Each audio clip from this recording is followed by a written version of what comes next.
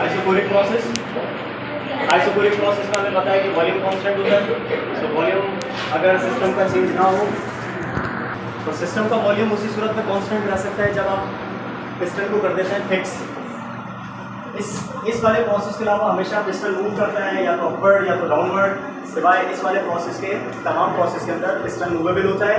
यहाँ पर पिस्टन होता है फिक्स करने का रीज़न ये होता है ताकि जो है वो वॉल्यूम चेंज ना हो। और हमें पता है कि थर्मोडायनामिक्स में तो वर्क डन होता है, वो वर्क डन होता भी वॉल्यूम के चेंज होने की वजह से। अगर वॉल्यूम चेंज हो रहा हो तो वर्क डन होता है, और अगर वॉल्यूम चेंज नहीं होता तो वर्क डन जीरो होता है। तो अगर यहाँ पर चेंज इन वॉल्यूम जीरो है तो आप यहाँ पर ये भी लिख सकते हो, तो वर्क डन भी क्या होगा, जीरो होगा। ठीक है ना। इक्वेशन हमारे पास जो थी फर्स्ट ऑफ थर्मोडायनामिक्स की, जिसमें डेल्टा Q, डेल्टा U और डेल्टा W थे, तो उस इक्वेशन के अंदर इस बार हम आइसोकोरिक की बनाने के लिए जहाँ डेल्टा W था वहाँ पर पुट कर देंगे जीरो, और जब आप जीरो पुट करेंगे तो आइसोकोरिक इक्वेशन क्या बननी चाहिए, delta Q is equal to delta Q। इस इक्वेशन का मतलब ये है कि आप सिस्टम को जितनी हीट एनर्जी प्रोवाइड करेंगे एग्जैक्टली उतनी ही इंटरनल एनर्जी में इजाफा हो जाएगा। मतलब अगर आपने 100 जूल्स एनर्जी प्रोवाइड की तो 100 जूल्स इंटरनल एनर्जी बढ़ जाएगी, और अगर सिस्टम ने 100 जूल्स हीट एनर्जी को रिलीज किया तो 100 जूल्स इंटरनल एनर्जी डिक्रीज हो जाएगी। ठीक है ना।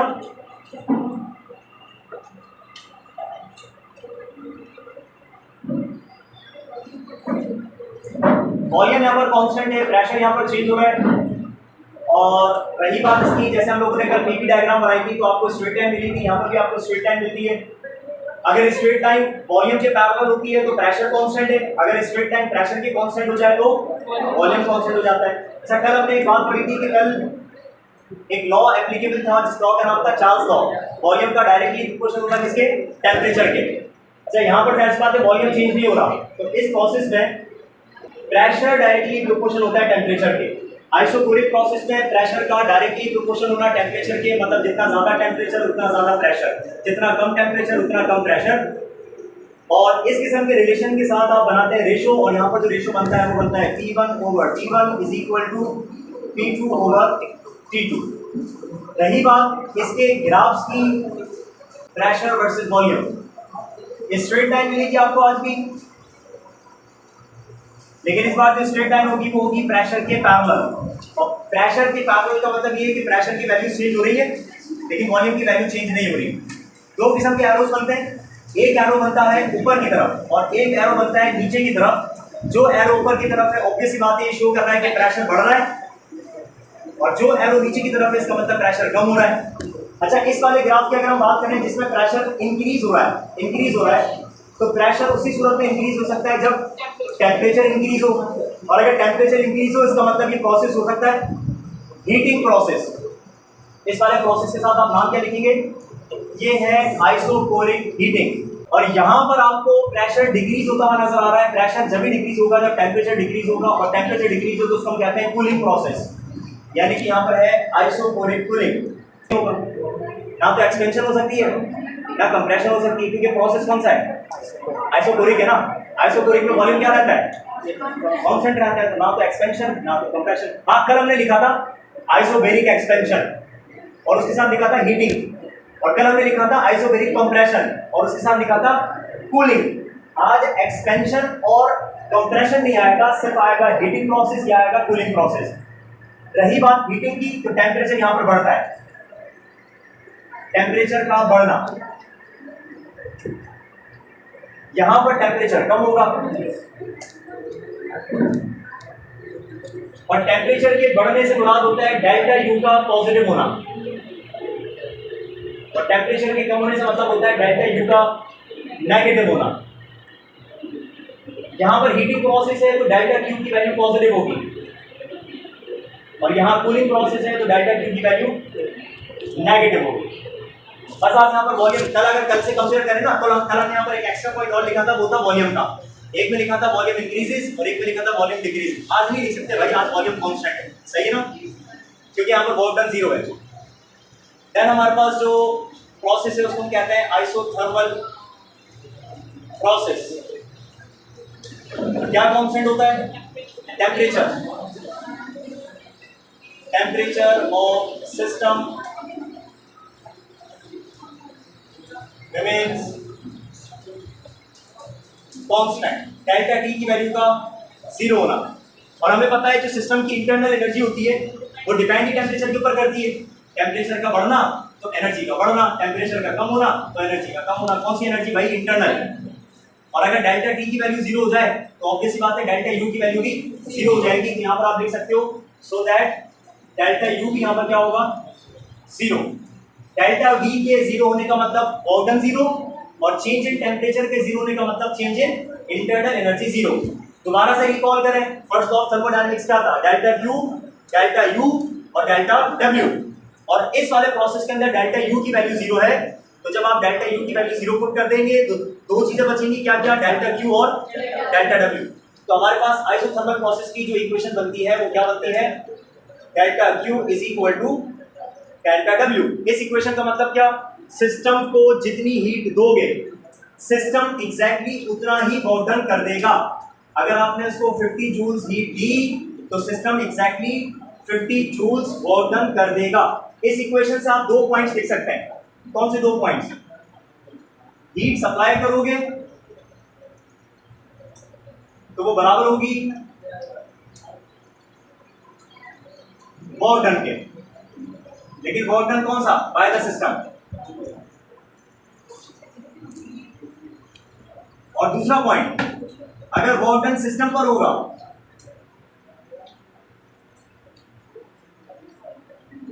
ये बराबर होगा amount of heat released by the system. हाँ भाई समझिएगा बात। अगर हीट सप्लाई करेंगे तो एग्जैक्टली उतना ही work done by the system हो जाएगा, और अगर सिस्टम पर वर्क किया जाएगा यानी कि work done on the system होगा तो उतना ही अमाउंट हीट का रिलीज हो जाएगा। अब सुने, अगर सिस्टम को हीट प्रोवाइड की जा रही है, work done by the system है, तो दोनों के दोनों पॉजिटिव होंगे, और अगर सिस्टम पर वर्क होगा तो उतना ही अमाउंट हीट का रिलीज हो जाएगा, तो दोनों के दोनों क्या हो जाएंगे? नेगेटिव हो जाएंगे। इसका मतलब इस वाले पॉइंट के लिए ये वाली इक्वेशन क्या बनेगी? Minus delta Q is equal to minus delta W. Work done on the system यानी कि negative, heat release by the system तो ये भी क्या हो जाएगा? नेगेटिव। तो या तो एक वक्त में दोनों का पॉजिटिव होना, एक वक्त में या तो दोनों पॉजिटिव होंगे या एक वक्त में दोनों के दोनों नेगेटिव होंगे। यहां पर भी या तो एक वक्त में दोनों पॉजिटिव होंगे या तो एक वक्त में दोनों के दोनों नेगेटिव होंगे। अच्छा, आइसोथर्मल प्रोसेस की अगर हम बात करें,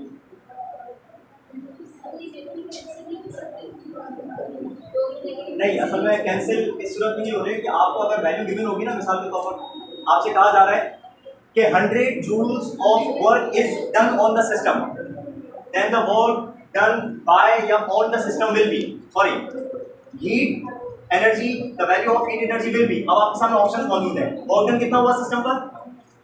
100। आपको दो ऑप्शन नजर आएंगे, एक +100 जूल्स और एक -100 जूल्स। तो आपने किस पे टिक करना है? इस इक्वेशन का मतलब ये है, ठीक है ना। तो अगर एक नेगेटिव होगा तो लाजमी दूसरा भी नेगेटिव होगा आइसोथर्मल प्रोसेस के अंदर, सही है। अब इधर सुनिएगा, आइसोथर्मल प्रोसेस का मतलब ये होता है टेम्परेचर का कांस्टेंट होना। आइसोथर्मल प्रोसेस की हैं दो शर्तें, आइसोथर्मल प्रोसेस की हैं दो कंडीशंस, जो कि आपने ना तो आइसोबेरिक में पढ़ी ना आइसोकोरिक में पढ़ी, ठीक है। अब वो दो शर्तें सुन लीजिएगा। सबसे पहली शर्त, सबसे पहली कंडीशन आइसोथर्मल के लिए क्या? जो सिस्टम होता है ना, जो सिलेंडर होता है या जो कंटेनर होता है, उसकी वॉल्स होनी चाहिए परफेक्टली कंडक्टिंग। समझिएगा बात को क्यों? अच्छा, कंडक्टिंग को पहले उल्टा पढ़ना है। मिसाल के तौर पर हमने एक ऐसा सिस्टम लिया, हमने एक ऐसा सिलेंडर लिया जिसकी वॉल्स हैं इंसुलेटिंग। इंसुलेटिंग का मतलब होता है हीट को आने जाने से रोके, है ना। अगर इंसुलेटिंग हो तो क्या होगा? आपने हीट दी, हीट की वजह से टेम्परेचर बढ़ गया, और टेम्परेचर अगर बढ़ गया तो हीट, क्योंकि उसकी वॉल्स इंसुलेटिंग है, हीट अंदर ट्रैप होकर रह जाएगी और टेम्परेचर सिस्टम का बढ़ता हुआ रह जाएगा, यानी कि सिस्टम यहाँ पर दोबारा से डिक्रीज नहीं हो सकता।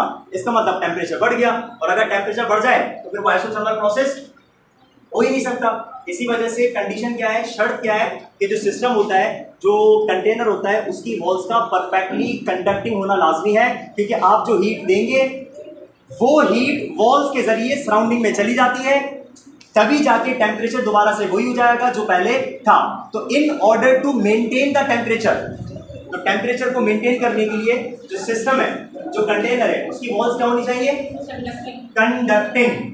क्या होनी चाहिए? कंडक्टिंग। क्या करने के लिए? ताकि हीट का एक्सचेंज यहां पर पॉसिबल हो सके टेम्परेचर को मेंटेन करने के लिए। So walls of the container must be perfectly conducting, और इसका रीजन क्या है? रीजन लिख दिएगा conducting so that heat exchange हो सके, so that heat is exchange. और हीट एक्सचेंज किसके साथ होती है? Surroundings, with the surroundings. अगर अंदर हीट ज्यादा है तो वॉल्स के लिए बाहर चली जाए, अगर अंदर हीट कम है तो वॉल्स के जरिए हीट अंदर आ जाए टेम्परेचर को मेंटेन करने के लिए। और ऐसा करने के लिए वॉल्स का क्या होना जरूरी है? दोबारा कंडक्टिंग, ठीक है ना, विद द सराउंडिंग्स। ये हो गई इसकी पहली शर्त। दूसरी शर्त सुनिएगा, दूसरी कंडीशन आइसोथर्मल प्रोसेस की क्या होनी चाहिए? हमारे पास जो एक्सपेंशन का प्रोसेस होता है या जो कंप्रेशन का प्रोसेस होता है ना आइसोथर्मल के अंदर, ये एक बहुत स्लो प्रोसेस होता है। हमारे पास दो प्रोसेस होते हैं, एक होता है रैपिड प्रोसेस और एक होता है स्लो प्रोसेस। आइसोथर्मल वाला हमेशा स्लो होता है। कैसे? मिसाल के तौर पर आपने क्या किया कि आपने कंडक्टिंग वॉल्स दे ली, ठीक है, आपने क्या किया? अचानक से सिस्टम को एक्सपेंड कर दिया, अचानक से रैपिड एक्सपेंशन करवा दी। अगर आप रैपिड एक्सपेंशन करवाओगे ना तो यहां पर टेम्परेचर सिस्टम का अचानक से गिर जाएगा, और अगर टेम्परेचर फॉल हो जाए, टेम्परेचर गिर जाए, तो हीट को एक्सचेंज होने में लगता है टाइम, और हीट को इतना ज्यादा टाइम लग जाएगा कि हमें ऐसा लगेगा कि टेम्परेचर तो भाई डिक्रीज हो गया, टेम्परेचर कम हो गया, और अगर टेम्परेचर चेंज हो गया तो आइसोथर्मल प्रोसेस नहीं हो सकता। इसका मतलब एक्सपेंशन या अच्छा इसी तरीके से अगर आपने जल्दी से कंप्रेस कर दिया, यानी कि सडन रैपिड आपने कंप्रेशन कर दिया, तो रैपिड कंप्रेशन की वजह से क्या होता है? अंदर का टेम्परेचर अचानक से शूट कर जाता है, यानी कि शूट करने का मतलब टेम्परेचर बढ़ जाएगा, और हीट के पास इतना इनफ टाइम नहीं होगा कि वो सराउंडिंग के साथ एक्सचेंज हो सके, तो फाइनली टेम्परेचर बढ़ जाएगा, और अगर टेम्परेचर बढ़ गया तो आइसोथर्मल प्रोसेस नहीं रहेगा। इसका मतलब ये हो गया कि आइसोथर्मल एक्सपेंशन हो या आइसोथर्मल कंप्रेशन हो, ये दोनों के दोनों क्या होने चाहिए? बहुत स्लो। तो इसका मतलब आइसोथर्मल प्रोसेस एक स्लो प्रोसेस होता है, ठीक है। आप आहिस्ता आहिस्ता एक्सपेंड करते हैं, बहुत स्लो एक्सपेंड करते हैं। एक्सपेंड होने की वजह से, एक्सपेंशन की वजह से, स्लो एक्सपेंशन की वजह से हीट के पास इतना टाइम होता है कि वो सराउंडिंग के साथ एक्सचेंज हो सके, ताकि टेम्परेचर मेंटेन रहे, यानी कि टेम्परेचर में कोई इजाफा या कमी ना आए। तो आप क्या लिखेंगे? आइसोथर्मल एक्सपेंशन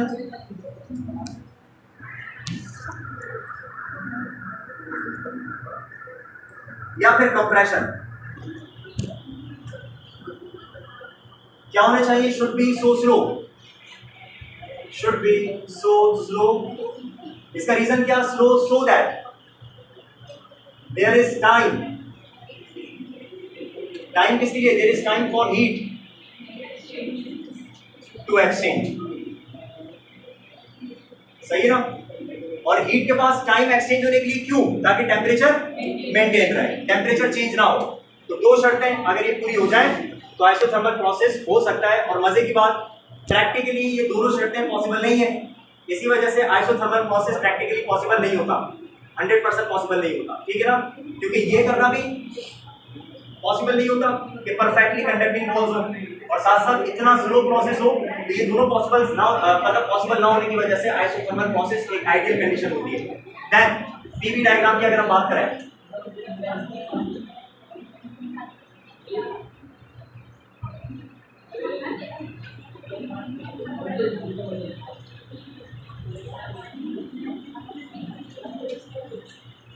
हाँ भाई, इस बार तो आपको स्ट्रेट लाइन मिलेगी क्योंकि प्रेशर भी चेंज हो रहा है और वॉल्यूम भी चेंज हो रहा है। तो इसका मतलब आपको इस बार मिलेगा कर्व, और किस कर्व को हम कहते हैं? Hyperbolic curve, like this. ये कर्व है, और अगेन ये भी एक कर्व है। कर्व नजर आ रहा है? स्ट्रेट लाइन नजर आ रही है? कर्व है ना, स्ट्रेट लाइन तो नहीं है ना।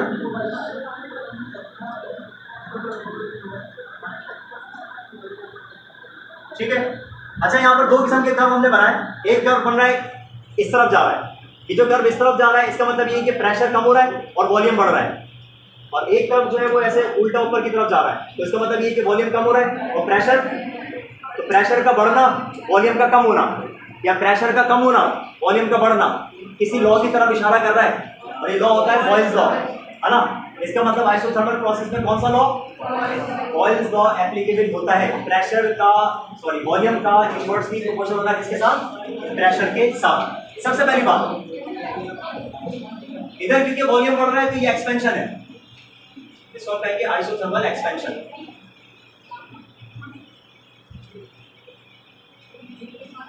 और इसको कहेंगे आइसोथर्मल कंप्रेशन।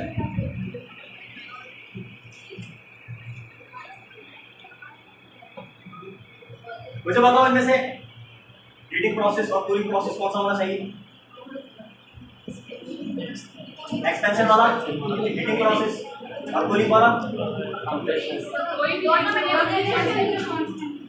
या तो कोई हीटिंग है ना तो कोई कूलिंग है, क्योंकि प्रोसेस कौन सा है, आइसोथर्मल प्रोसेस है, क्योंकि टेम्परेचर चेंज, कोई भी हीटिंग नहीं है कोई भी कूलिंग नहीं है, ये तो सिर्फ आइसोथर्मल एक्सपेंशन है और ये वाला सिर्फ आइसोथर्मल कंप्रेशन है। एक्सपेंशन में वॉल्यूम बढ़ता है,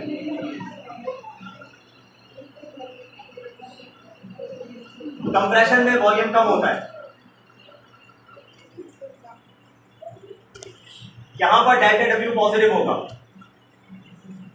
यहां पर डेल्टा डब्ल्यू नेगेटिव होगा, यहां पर डेल्टा क्यू की वैल्यू पॉजिटिव होगी और यहां पर डेल्टा क्यू की वैल्यू नेगेटिव होगी। सही है।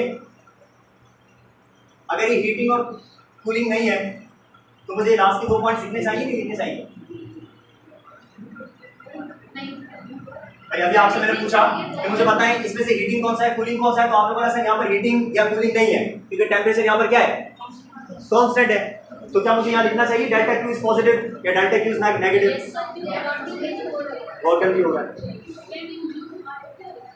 भाई, डेल्टा क्यू सिर्फ एक ही प्रोसेस में नहीं होता और वो होता है एडियाबेटिक, वरना आइसोबेरिक में भी होता है, आइसोकोरिक में भी होता है और आइसोथर्मल भी होता है। मतलब सिर्फ एडियाबेटिक प्रोसेस के अलावा जितने भी प्रोसेस हैं सब में या तो हीट दी जाती है या हीट सिस्टम से रिलीज होती है। तो आप इस बात को ध्यान रखेंगे, डेल्टा क्यू पॉजिटिव होगा और डेल्टा क्यू यहाँ पर नेगेटिव होगा। एडियाबेटिक प्रोसेस एक ऐसा प्रोसेस जिसके अंदर ना तो सिस्टम में हीट एंटर होती है ना सिस्टम से लीव करती है, ऐसा है जिसमें डेल्टा क्यू की वैल्यू 0 होती हो, इसमें प्रेशर भी चेंज होगा, इसमें वॉल्यूम भी चेंज होगा और इसमें टेम्परेचर भी चेंज होगा। ऐसा है, सिर्फ एक फर्क होगा, इसमें ना तो हीट एंटर होगी ना ही सिस्टम से लीव करेगी। हम ऐसा नहीं लिखते कि ऐसा प्रोसेस जिसमें हीट कांस्टेंट हो, ये सेंस नहीं बनता वैसे कोई ना कि हीट का कांस्टेंट होना। हम ये लिखेंगे एक ऐसा प्रोसेस जिसमें हीट एक्सचेंज नहीं हो सकती, ठीक है ना। प्रोसेस इन विच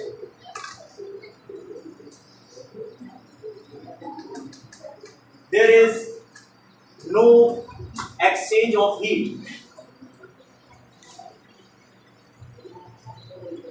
यानी कि डेल्टा क्यू की वैल्यू 0 होगी।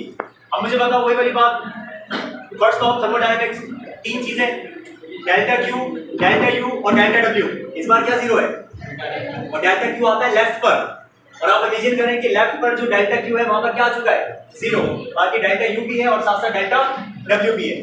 इक्वेशन को लिखने का तरीका ये नहीं होता कि एक साइड पर 0 मौजूद हो तो आप क्या करते हैं, या तो डेल्टा यू को वहां भेजते हैं या डेल्टा डब्ल्यू को वहां भेजते हैं।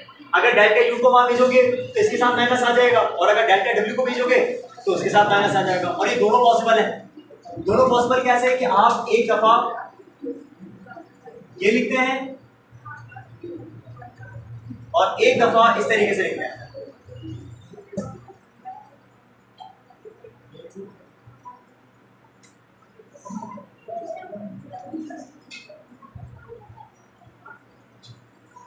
हाँ भाई इधर देखें, ये दोनों पॉसिबल है। अगर मैं एक दफा डेल्टा यू को वहां भेजूं प्लस का है माइनस का हो जाएगा, एक दफा डब्ल्यू को वहां भेजें प्लस का है माइनस हो जाएगा। इधर देखें, डेल्टा डब्ल्यू का पॉजिटिव होने का मतलब क्या, बाउंडेड बाय द सिस्टम, और डेल्टा डब्ल्यू का नेगेटिव होने का मतलब क्या है, ऑन द सिस्टम। अच्छा, अगर बाय द सिस्टम है तो बाय द सिस्टम का मतलब ये कि गैस एक्सपेंड होगी। अगर गैस एक्सपेंड होगी ना तो गैस के एक्सपेंशन की वजह से सिस्टम का टेम्परेचर गिर जाता है। टेम्परेचर कम हो जाता है, और अगर टेम्परेचर कम हो तो इंटरनल एनर्जी कम होगी, और अगर इंटरनल एनर्जी कम होती है तो डेल्टा यू के साथ क्या आएगा, माइनस साइन। तो ये वाली इक्वेशन शो कर रही है एक्सपेंशन को, और ये शो करेगी कंप्रेशन को, यानी कि वर्क डन ऑन द का मतलब कंप्रेस होगी गैस, और अगर ऑन द सिस्टम होगा तो कंप्रेशन की वजह से अंदर का जो टेम्परेचर है वो बढ़ जाता है, और अगर टेम्परेचर बढ़ेगा तो इंटरनल एनर्जी भी बढ़ेगी, और डेल्टा यू की वैल्यू क्या हो जाएगी, पॉजिटिव। अब मेरी बात सुने, आइसोकोरिक में या तो एक वक्त में दोनों पॉजिटिव होंगे या दोनों नेगेटिव होंगे, आइसोथर्मल में एक वक्त में या तो दोनों पॉजिटिव होंगे या दोनों, लेकिन एडियाबैटिक प्रोसेस में एक वक्त में एक पॉजिटिव होगा तो दूसरा वाला लास्ट में नेगेटिव होगा, इस बात को ध्यान में रखिएगा। अगर वर्क डन की वैल्यू आपको नेगेटिव गिवन है तो आपने ऑप्शंस में से इंटरनल एनर्जी को पॉजिटिव सिलेक्ट करना है, और अगर आपको क्वेश्चन के अंदर वर्क डन की वैल्यू पॉजिटिव गिवन है तो आपने ऑप्शंस में से इंटरनल एनर्जी की वैल्यू को नेगेटिव सिलेक्ट करना है। तो एडियाबैटिक प्रोसेस में एक वक्त में एक पॉजिटिव तो लाजमी दूसरा वाला नेगेटिव होता है, इस बात का ख्याल रखिएगा। ये शो कर रहा है एक्सपेंशन को, कौन सी एक्सपेंशन है ये, एडियाबैटिक एक्सपेंशन, और ये शो कर रहा है एडियाबैटिक कंप्रेशन को। सुने इधर, जैसे कि हम लोगों ने दो शर्तें पढ़ी थी आइसोथर्मल प्रोसेस की, वॉल्स का परफेक्टली कंडक्टिंग होना और प्रोसेस का बहुत स्लो होना। इन्हीं दो पॉइंट्स को उल्टा करके हम लिखें तो वो बन जाएंगी एडियाबैटिक प्रोसेस की। क्या, अगर आपको एडियाबैटिक प्रोसेस करवाना है तो वॉल्स का क्या होना जरूरी है, परफेक्टली इंसुलेटिंग, ताकि हीट ट्रैप हो जाए, अंदर वाली हीट बाहर ना जा सके और बाहर वाली हीट, तो एक्सचेंज ऑफ हीट को रोकने के लिए वॉल्स का परफेक्टली इंसुलेटिंग होना जरूरी है।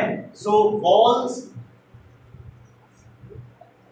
एंड पिस्टन भी तो होता है, पिस्टन भी इंसुलेटिंग होना चाहिए, of system must be perfectly insulating, इसलिए so that there is no exchange of heat, there is no exchange of heat, ऐसा है। दूसरा पॉइंट, आइसोथर्मल प्रोसेस एक स्लो प्रोसेस है ताकि टेम्परेचर मेंटेन रहे। हम यहां पर नहीं चाहते कि टेम्परेचर मेंटेन हो, तो यहां पर क्या होना चाहिए, रैपिड एक्सपेंशन हो तो भी रैपिड, कंप्रेशन हो तो भी रैपिड। और ऐसा क्यों, ताकि हीट के पास टाइम ना हो एक्सचेंज होने के लिए, ऐसा है ना। जैसा हमने लिखा था so that there is time, या लिखा था so that there is time, या लिखेंगे so that there is no time for heat to exchange. So isothermal adiabatic expansion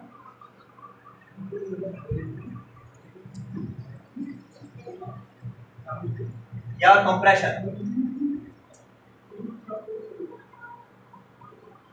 must be या शुड बी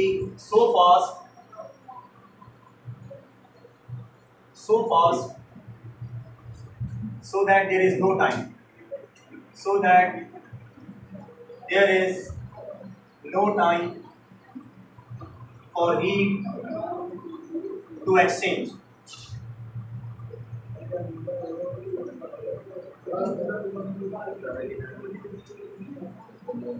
प्रेशर चेंज हो रहा है, वॉल्यूम भी चेंज हो रहा है, तो अगेन आपको स्ट्रेट लाइन नहीं मिल सकती, आपको अगेन यहाँ पर कर्व मिलेगा। कर्व कैसा मिलेगा, सेम हाइपरबोलिक कर्व मिलेगा, like this, like this. Expansion है, कंप्रेशन है, ऐसा है। एडियाबैटिक एक्सपेंशन और एडियाबैटिक कंप्रेशन, ठीक है। अच्छा, एडियाबैटिक एक्सपेंशन हो या एडियाबैटिक कंप्रेशन हो, आप इनके कर्व्स को अगर देखें, इसके कर्व को देखो और इसके कर्व को देखो, आइसोथर्मल वाले कर्व को देखो, फर्क नजर आ रहा है, सेम है। फर्क है, किस चीज का फर्क है, टाइम का फर्क है, स्पीड का फर्क है, स्लोप का फर्क है, स्लोप का फर्क है। स्लोप का फर्क क्या है कि हमारे पास जो आइसोथर्मल वाला प्रोसेस है, इस वाले में जो कर्व बन रहा है वो थोड़ा सा हॉरिजॉन्टल टाइप ज्यादा है, इसको अगर आप देखो तो ये हॉरिजॉन्टल थोड़ा ज्यादा है और ये वाला आपको थोड़ा वर्टिकल ज्यादा नजर आ रहा होगा। इसके लिए हम एक टर्म यूज करते हैं, इसको हम कहते हैं स्टीपर। अच्छा, आइसोबैरिक प्रोसेस में जो ग्राफ बनता है लाइन स्ट्रेट, उसको हम कहते हैं आइसोबार, आइसोकोरिक प्रोसेस में जो स्ट्रेट लाइन मिलती है इसको क्या कहते हैं? आइसोकोर। इसको क्या बोलते हैं? आइसोकोर। आइसोथर्मल प्रोसेस में मिलने वाले कर्व को क्या बोलते हैं? आइसोथर्म।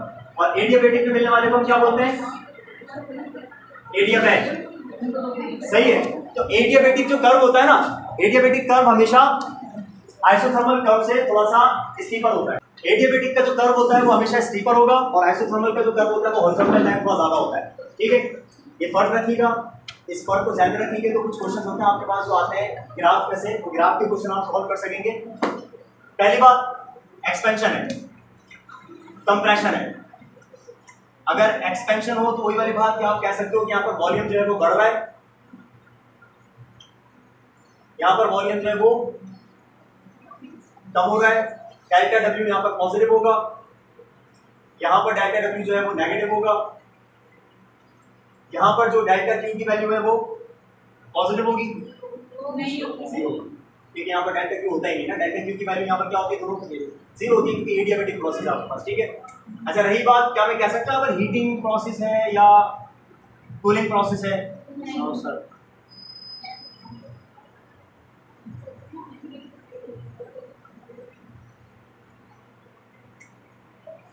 कहेंगे? कहेंगे? नहीं कहेंगे?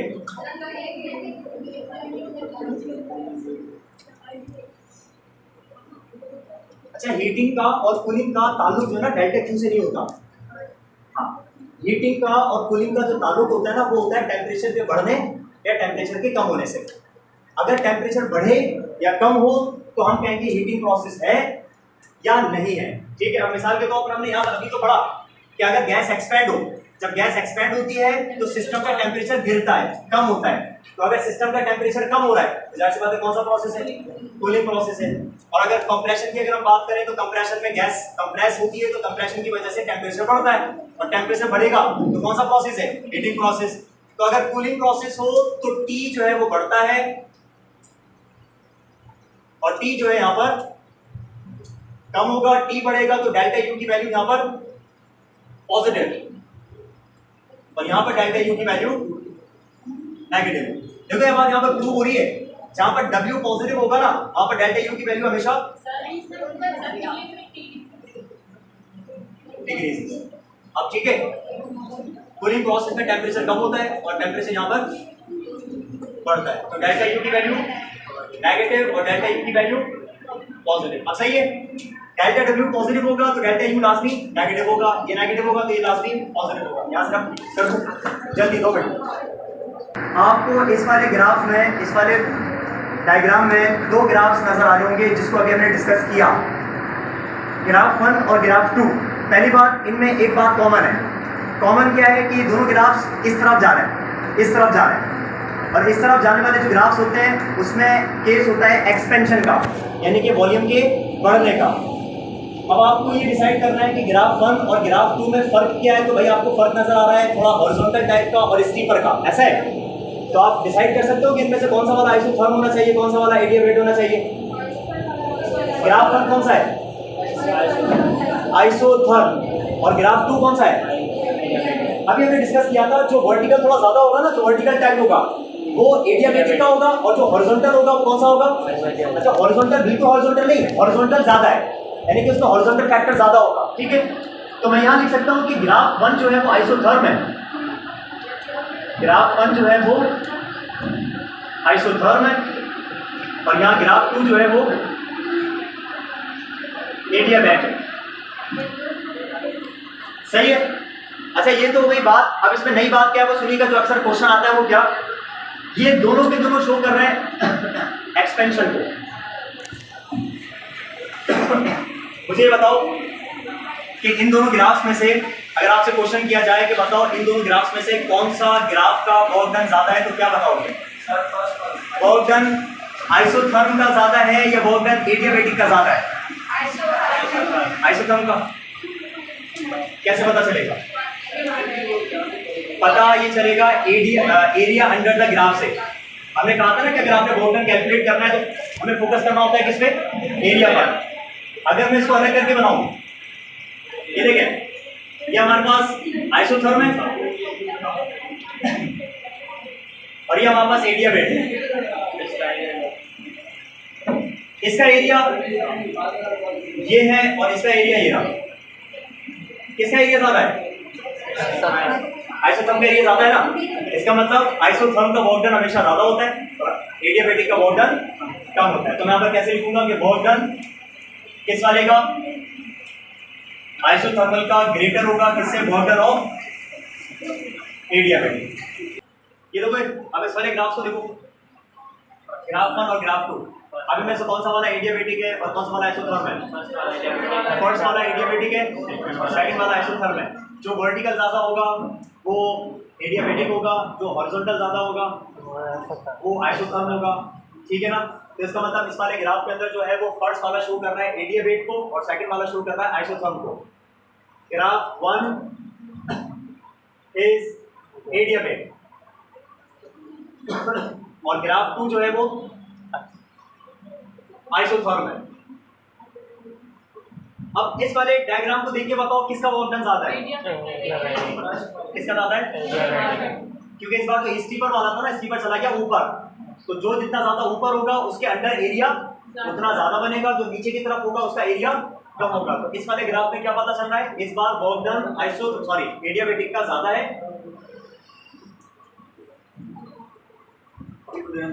अभी तो चलना स्टार्ट ही हुआ है। एडियाबेटिक का ज्यादा है और वर्क डन आइसोथर्मल का कम है। क्लियर है? एडियाबेटिक का वर्क डन ज्यादा। इसका मतलब जब क्वेश्चन आएगा ना work done from the graph में से जब भी क्वेश्चन आएगा आपने एक बात का ख्याल रखना है। क्वेश्चन में क्या लिखा हुआ होगा? या तो एक्सपेंशन या तो क्वेश्चन में क्या लिखा हुआ होगा? कंप्रेशन।